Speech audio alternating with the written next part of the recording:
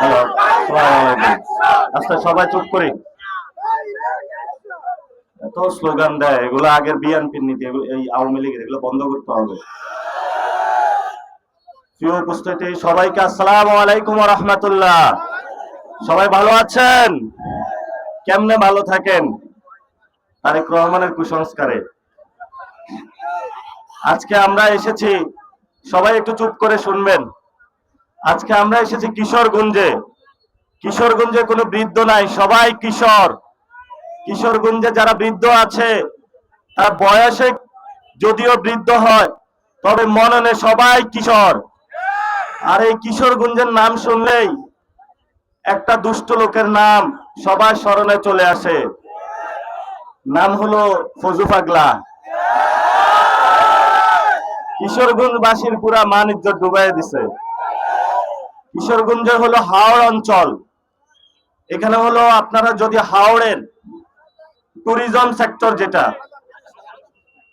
আজানটা হোক তারপরে কথা বলবো। এই আপনাদের এই কিশোরগঞ্জ হাওড় অঞ্চল ঢাকা থেকে বেশি দূরে না।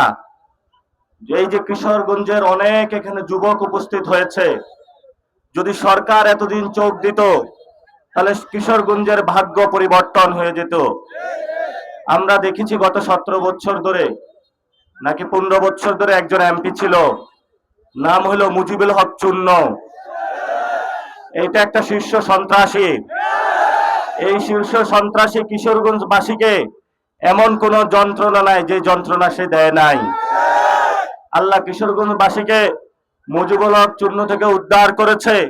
সাথে সাথে মুজিবুল হক চূন্যর যে গডফাদার ছিল শেখ হাসিনা, তার থেকেও আমাদেরকে উদ্ধার করেছে।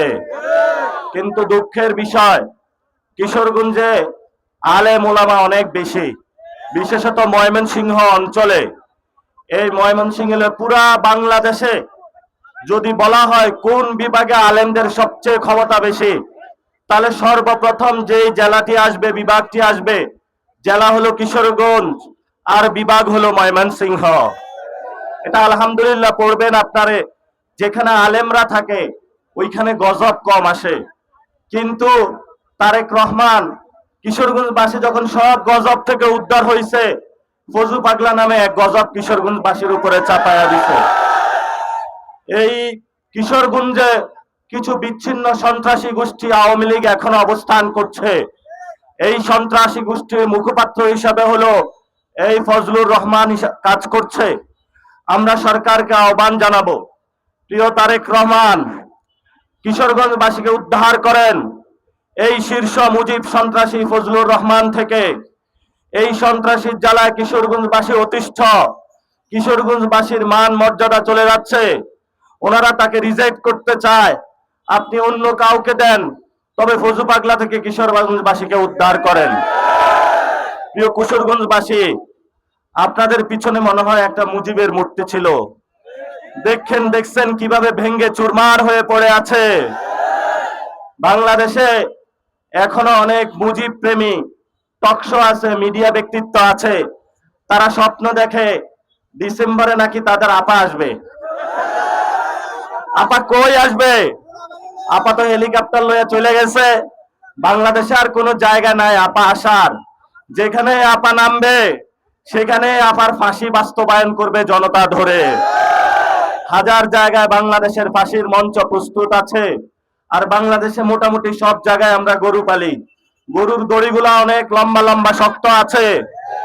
এই দড়িগুলা শেখ হাসিনার জন্য প্রস্তুত আছে। যেখানেই নামবে সাথে সাথে বাংলাদেশে তার ফাঁসি বাস্তবায়ন করা হবে। এক সেকেন্ডও আমরা দেরি করব না। আপনাদের অনেক সংসদ সদস্য, আল্লাহ আমাকে আর মামুনুল হককে, সার্জিস আলমকে ভাগ্য দেয় নাই তাদের সাথে বসার জন্য।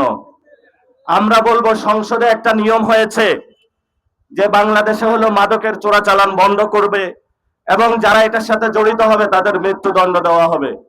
2 দিন পরেই যেই ব্যক্তিটা নিয়মটা নিয়ে আসলো, সালাউদ্দিন সাহেব, উনার মন্ত্রণালয়ের গাড়িতে গুলো আবার চোলার নড়াধরা দিচ্ছে। কাণ্ড কারখানাহীন বাংলাদেশ। আমরা সরকারের কাছে একটা আহ্বান জানাবো, বাংলাদেশ মাদকে ছেয়ে গিয়েছে। একটা সময় চায়না আফিম যুদ্ধ হয়েছিল, ব্রিটিশরা চায়না দখল করতে আসছে, চায়নার ইয়াং জেনারেশন শক্তিশালীভাবে ব্রিটিশদেরকে প্রতিহত করেছে। তারপরে ব্রিটিশরা চিন্তা করলো চায়নার সাথে তো যুদ্ধ করে পারবো না, এই তরুণ প্রজন্মকে নষ্ট করে দিতে হবে। তারপরে তারা হংকং ম্যাকাও দিয়ে মাদকের রুট বানাইলো। বানানোর পরে কয়েকদিন পরে দেখে যিনি ওই সময়কার চায়নার তৎকালীন শাসক ছিলেন যে যুদ্ধে কেউ যাইতেছে না, রাস্তায় বের হয়ে দেখলেন সব যুবক রাস্তার পাশে হলো চোখ বন্ধ করে পড়ে আছে। খোঁজ নিয়ে জানা গেল যে এখানে ব্রিটিশ সরকার চায়নার মধ্যে যুব সমাজকে ধ্বংস করার জন্য মাদক ঢুকিয়ে দিয়েছে। তার ওই সময়কালীন চায়না সরকার ব্রিটিশদের বিরুদ্ধে মাদকের বিরুদ্ধে যুদ্ধ ঘোষণা করেছিল, যেটাকে বলা হয় আফিম যুদ্ধ। 100 বছর ব্যাপী চলেছিল, তবে চায়না মাদকের বিরুদ্ধে জয়ী হয়েছিল। চায়না আজকে বিশ্ব উন্নত রাষ্ট্র হিসেবে আত্মপ্রকাশ করেছে। ভারত রাষ্ট্র দেখলো বাংলাদেশে 90% মুসলমান, উসমান হাদির সন্তানেরা বেঁচে আছে, এদেরকে ধ্বংস করতে হবে। সেই জন্য যারা এমপি হয়েছে তাদেরকে তারা রাতের আধারে তাদের কাছে গিয়ে উপস্থিত হলো যে তোমার ইলেকশনের খরচ যোগানোর জন্য তোমাকে আমি একটা সহজ উপায় বলি, বাংলাদেশে আমি ফেন্সিডিল ব্যবসা করব, বাংলাদেশে আমি ইয়াবার ব্যবসা করব, আর এই ইয়াবা ফেন্সিডিলের ডিলারশিপ তোমাকে নিতে হবে। তুমি ইলেকশনে যে 20 কোটি টাকা খরচ করছো, এই 20 কোটি টাকা উঠবে, আগামী ইলেকশনের আরো 30 কোটি টাকা উঠে যাবে। এমপি সাহেব চিন্তা করলো এটা তো খারাপ ব্যবসা না, কিন্তু ভারত রাষ্ট্র চিন্তা করলো এই এমপির মাধ্যমে কিশোরগঞ্জ থেকে শুরু করে টেকনাফ থেকে তেতুলিয়া, রূপসা থেকে পাটুরিয়া যদি আমরা মাদক ঢুকাইতে পারি এবং সেখানে যদি যুব সমাজকে ধ্বংস করতে পারি, তাহলে বাংলাদেশে কালিমার পতাকা লা ইলাহা ইল্লাল্লাহ বলার একটা লোক থাকবে না, বাংলাদেশে কোনো আজাদির লোক থাকবে না। বাংলাদেশে যে যুবক শ্রেণী থাকবে তাদেরকে আমরা ভারতের যে তত্ত্ব আছে বিজেপির তত্ত্ব, সেই তত্ত্ব দিয়ে কাবু করতে পারবো। বাংলাদেশের মার্কেটকে দখল করব, ভারতীয় ব্যবসা বাজার বানাবো, নদীগুলা শুকিয়ে দিব, বাংলাদেশের উপরে নির্যাতন চালিয়ে বাংলাদেশের যে 90% মুসলমান আছে ভবিষ্যতের হায়দ্রাবাদের মতো সিকিমের মতো এদেরকে আমরা দলদাস বানিয়ে নেব। তারা এই বুদ্ধি করেছে, প্ল্যান করেছে। আমরা আজকে সরকারকে জানাবো মাদকের বিরুদ্ধে নিয়ম করেছেন। প্রথমে পার্লামেন্টে যারা এমপি রয়েছে পার্লামেন্টে ঢুকার আগে তাদেরকে ডোপ টেস্ট করতে হবে। যদি এমপিদেরকে বাংলাদেশে ডোপ টেস্ট করা হয় আর কেই কোন মদের বারে বসে, তাহলে এটা যদি আপনারা চিহ্নিত করতে পারেন বাংলাদেশে যুব সমাজ মাদকের করাল গাছ থেকে মুক্তি পাবে। সরকার আমাদেরকে বলে ভূত আসছে, ভূত আসছে, ভূত তো সর্ষের মধ্যে ভূত।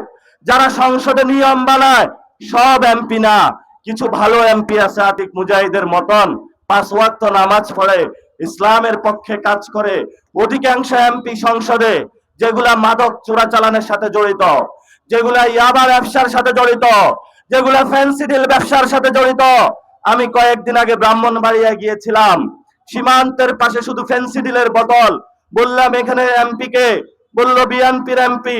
বললাম সে এখানে ফেন্সিডিলের বোতল কেন? এমপি সাহেব কিছু বলে না, এমপি সাহেব ওপেন রুট করে দিয়েছে, যা ইচ্ছা তা আমরা খাইতে পারি।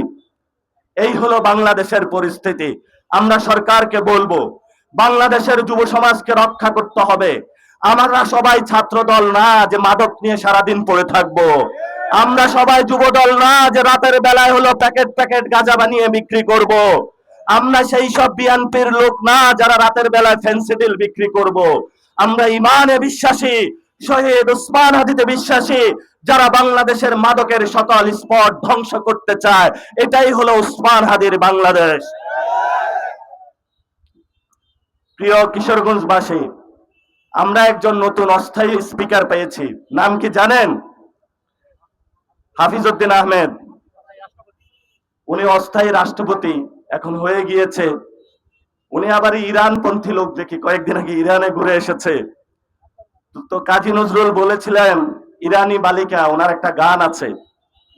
তো আমরা হলো বাংলাদেশের আমাদের স্পিকার থেকে রাষ্ট্রপতি হাউসে ইরানি বালক পেয়েছি, যে সব সময় হলো ড্যাশিং ড্যাশিং ভাব, চুল টুল মুছরায়া তারপরে বিভিন্ন জায়গায় দৌড়াদৌড়ি করতেছে। খুবই ভদ্রজন। উনি চায়না পন্থী অনেকের কাছে শুনি। এখন আমেরিকা কি রাগ করে কিনা জানি না, আমরা আমেরিকার বিরুদ্ধে নই, আমরা কোন দেশের বিরুদ্ধে নই, তবে পৃথিবীর যদি কোথাও অন্যায় হয়, সে অন্যায়ের বিরুদ্ধে বাংলাদেশের 100% মানুষ সে অন্যায়ের বিরুদ্ধে যে কোনো সময় দাঁড়াইতে প্রস্তুত আছে। পুরা বিশ্ববাসী প্রত্যক্ষ করেছে। প্যালেস্টাইনের উপরে নিপীড়ন হয়েছে, আমরা প্যালেস্টাইনের সাথে আছি, ভবিষ্যতেও থাকবো। কাশ্মীরের মানুষের উপরে নিপীড়ন হয়েছে, আমরা কাশ্মীরের সাথে ছিলাম, আছি, থাকবো। যেখানে মুসলমানদের উপরে নিপীড়ন হয়েছে, যেখানে পৃথিবীর দিকে দিকে মানুষের সাথে অন্যায় হয়েছে, যেখানে ইরানের মানুষের উপরে অন্যায় হয়েছে, সে অন্যায়ের বিরুদ্ধে আমরা থাকবো। যেহেতু আমরা একজন রাষ্ট্রপতি এই ধরনের পেয়েছি বাংলাদেশের ইতিহাসে প্রথম, আশা করি ইরানের জনগণের উপরে যেই ধরনের অত্যাচার, নির্যাতন, ইঙ্গো মার্কিন হামলা চালাচ্ছে, যেইভাবে হলো ইরাকের উপরে দখল করা হয়েছিল, বলেছিল এইখানে বোমা আছে, কিন্তু হলো দূরবীন দিয়ে তারা প্রত্যক্ষ করেছে, ইরাক তছনছ করে দিয়েছে, কিন্তু একটা পারমাণবিক বোমাও তারা পায় নাই। এখন তাদের নজর পড়েছে আমাদের প্রিয় বঙ্গোপসাগরের তেলের দিকে। আমরা আপনাদেরকে বলবো, বাংলাদেশের তেল, এক ফোঁটা পরিমাণও তেল আমরা কোন দেশকে নিতে দেব না। এটাই হলো আগামীর বাংলাদেশ। যদি কেউ মনে করে ভারতে সুযোগ পাই না, চায়না চলে যায়, চায়নায় সুযোগ পাই নাই, ওয়াশিংটনে চলে যায়, ওয়াশিংটনে সুযোগ পাই না, দিল্লি চলে যায়, দিল্লি পাই না, পিন্ডি চলে যায়, পিন্ডি পাই না, লন্ডন চলে যায়, অত দেশ আমাদের দেখার দরকার নাই। আমাদের 18 কোটি জনগণ আছে।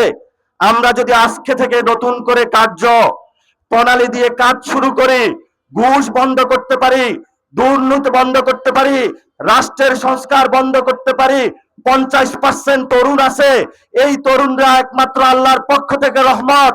পৃথিবীতে যেই রাষ্ট্র এই তরুণদেরকে পায় 100 থেকে 200 বছর পরে পায়, এই 50% তরুণ কিন্তু আগামী 30-40 বছর পরে পুরো বৃদ্ধ হয়ে যাবে।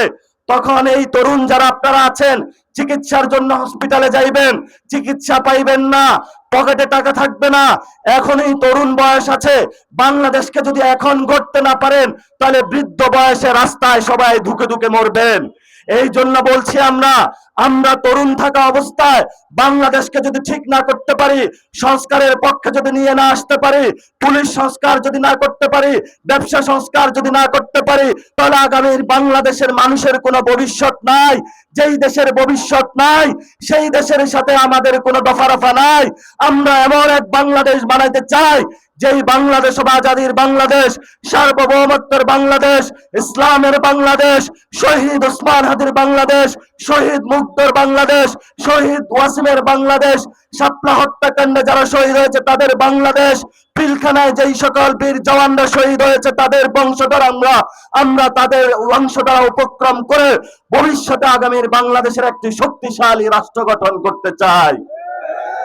রাষ্ট্র তো গঠন করতে চেয়েছিলাম, কিন্তু ঝামেলা পাকায় দিছে তারেক রহমান। এমন ঝামেলা পাকাইছে, উনি পড়ছে হলো সালাউদ্দিনের খপ্পরে। আগের কালে কিছু অশিক্ষিত রাজা হইতো, তাকে যদি কেউ জিজ্ঞেস করতো, ডানে বামায় ডানে তাকিয়ে বলতো কি বলবো। এখন তারেক রহমানকে কিছু জিজ্ঞেস করলে ডানে তাকায় সালাউদ্দিনের দিকে, কি বলবো। আরেকবার জিজ্ঞেস করে হলো বামে তাকায়, কি বলবো। আমরা সরকার প্রধানকে বলবো, আপনার কোনো দিকে তাকানোর দরকার নাই, আপনি বিশ্বাস করতে শিখেন। সালাউদ্দিন আপনাকে বিড়ালের টুপি পরায় রাখছে, আপনি বাঘের বাচ্চা, আপনি বিশ্বাস করতে শিখেন। আপনার বাপ ভারতের বিরুদ্ধে দাঁড়িয়েছিল, আপনার রক্তে তার সন্তান, আপনার মা ভারতের বিরুদ্ধে দাঁড়িয়েছিল, আপনার শরীরে বেগম খালেদা জিয়ার রক্ত। অনেকেই আপনাকে উল্টাপাল্টা কথা বলে ভারতের দিকে নিয়ে যাওয়ার চেষ্টা করা হচ্ছে। আমরা আপনাকে সাবধান করে দিচ্ছি, যদি ভারতের সাথে কোনো চুক্তি করেন, ভারতের সাথে দফারফা করেন, আমরা আপনাকে আসসালামু আলাইকুম জানাবো। তখন আপনাকে আমরা দেখবো না আপনি কার সন্তান, 17 বছর আপনি কোথায় লড়াই করেছেন, কি করেছেন, সেই জায়গাটা আমাদের দেখার দরকার নাই। আমাদের একটাই দেখার, ভারতের সাথে আমরা আজাদির ব্যক্তিত্ব জায়গা নিয়ে আছে কিনা, আজাদির জায়গা নিয়ে আছে কিনা, বাংলাদেশ স্বাধীন সার্বভৌম জায়গা আছে কিনা, নাই। সংসদে আমরা বলেছিলাম যে সীমান্ত হত্যা হয়।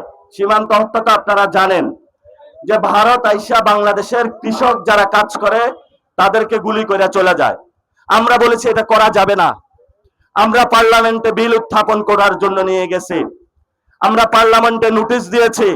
তারেক রহমান সরকার বলে এটা নিয়ে কথা বলা যাবে না, কারণ তারেক রহমান সরকার এই ইলেকশনের আগে আওয়ামী লীগের ফজু পাগলার মতন অনেক মুজিব প্রেমী বদমাইশকে হলো পাত্তা দিয়েছে, যাদের কারণে আজকে আমাদের উপরে তারা অস্ত্র তাক করার সাহস পেয়েছে। আমরা তারেক রহমানকে বলবো, হুঁশিয়ার হয়ে যান, সাবধান হয়ে যান, সময় এখনো আছে। যদি হুঁশিয়ার না হন, জনতা পঙ্গপালে ঢাকা আপনার অফিসের দিকে যাবে, আপনারও শেখ হাসিনার মতন পালাইতে বাধ্য হবেন। বাংলাদেশে স্থায়ী ঠিকানা হবে না। বাংলাদেশে যারা প্রধানমন্ত্রী হয়েছে তারা সুটকেস নিয়ে ভালো মতন বাসায় যাইতে পারে নাই। যেগুলাই ক্ষমতায় গিয়েছে এগুলাই হলো ভারতের সাথে হাত মিলিয়েছে। আমরাও আপনাকে বলবো, হুঁশিয়ার সাবধান, কান্ডারি হুঁশিয়ার সাবধান, সাবধান হয়ে যান। আপনার জন্য আশা করি যে ইঙ্গিতে যথেষ্ট আপনি বুঝে নেবেন। আমাদের আরেকজন ব্যক্তি আছে ফখরুল ইসলাম, মির্জা ফখরুল ইসলাম, উনি বিএনপির মহাসচিব।